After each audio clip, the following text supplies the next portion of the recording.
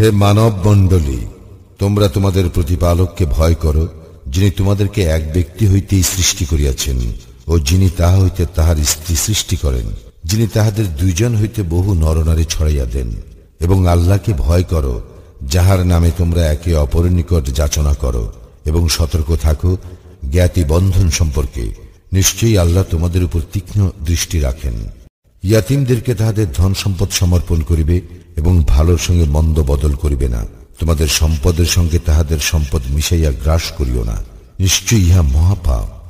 তোমরা যদি আশঙ্কা করো ইয়াতিম মেয়েদের প্রতি সুবিচার করিতে পারিবে না, তবে বিবাহ করিবে নারীদের মধ্যে যাহাকে তোমাদের ভালো লাগে, 2, 3 অথবা 4। আর যদি আশঙ্কা করো যে সুবিচার করিতে পারিবে না, তবে একজনকে অথবা তোমাদের অধিকারভুক্ত দাসীকে। ইহাতে পক্ষপাতিত্ব না করার সম্ভাবনা অধিকতর। তোমাদের সম্পদ যাহা আল্লাহ তোমাদের জন্য উপজীবিকা করিয়াছেন, তাহা নির্বোধ মালিকগণের হাতে অর্পণ করিও না।